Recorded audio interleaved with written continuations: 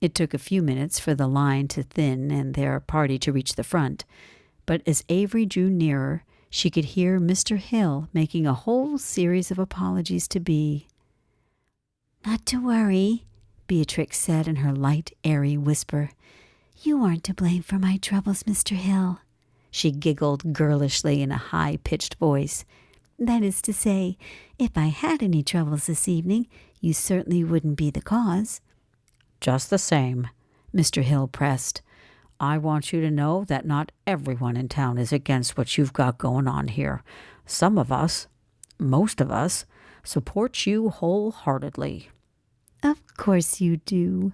Beatrix gifted Mr. Hill with a kind smile as her violet eyes twinkled merrily. "And to show there's no hard feelings, I'd like to offer you a cup of punch on the house." No. Mr. Hill started digging around in his back pocket, trying to tug out his wallet. "I insist upon paying, Miss Beatrix." "And I insist upon treating you," she returned, placing the wooden spoon down on the table. Bea picked up a paper cup and filled it with frothy orange liquid. "I'd like to treat all my friends." She passed the cup to Mr. Hill, which he handed to Chance. He turned and gave it to Avery. She sniffed the concoction. It had been an exceedingly long time since she'd tasted Beatrix's pumpkin punch, but she was fairly certain the recipe hadn't changed. There was some pumpkin puree in there, a dash of cinnamon, maybe a sprinkle of nutmeg, and then some juice. Is it apple or orange juice Bea uses? Even though she couldn't wait to find out, Avery paused.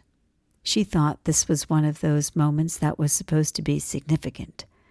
Mr. Hill was making a statement by showing his support for Beatrix so publicly, so she waited, allowing him to pass cups onto Chance and Cubby. So many people milled around them at that point that it was difficult to hold her position in line.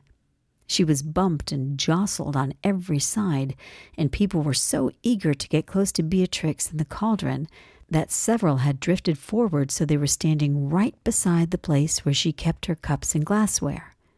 Bea was unflustered by the clamoring crowd, but she took her time pouring the drinks, making sure not to spill a drop, even when her customers got so close they were rubbing elbows with her.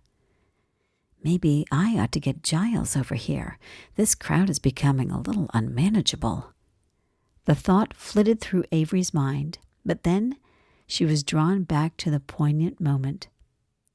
"To your success," Mr. Hill announced, tipping his cup toward Beatrix. "May the witch's brew always be as busy as it is tonight."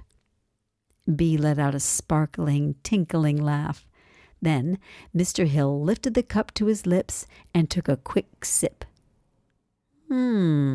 He hummed. "It's good, Bea. Incredibly good." He licked his lower lip. A broad smile graced his face. Then he tipped the cup back and drained the entire thing. Once he was through, he gave Beatrix a sheepish look. "Sorry there. I just couldn't help myself. I'll swear that batch this year is sweeter than last year's, and—" Mr. Hill broke off as a cough flew from his lips. Avery had just been about to take her own first taste of the juice when she stopped, because he was hacking and coughing violently. "Mr. Hill?" Chance asked, with a note of caution coloring his tone. "You okay?" Gordon couldn't speak. His eyes bulged, and he spluttered, but no words came out. "I think he's choking," Beatrix said, as her brow wrinkled with concern. I think... Is he allergic to anything?" she called out in her papery thin voice. Does he... "Avery," Mr. Hill croaked as he doubled over, clutching at his stomach. "Yes, sir?" She scooted forward and laid a hand on his back. She moved her hand in a quick circular pattern, trying to massage him, hoping that she might do something. Even as she acted, she knew she probably wasn't doing the right thing, but Avery didn't know what else she ought to be doing. She rubbed hard on his back muscles before leaning forward so that she'd be better able to hear what he was about to say. "Avery," he said in a hoarse whisper. "Don't drink the punch." "What?" She was stunned. "What's wrong, Mr. Hill?"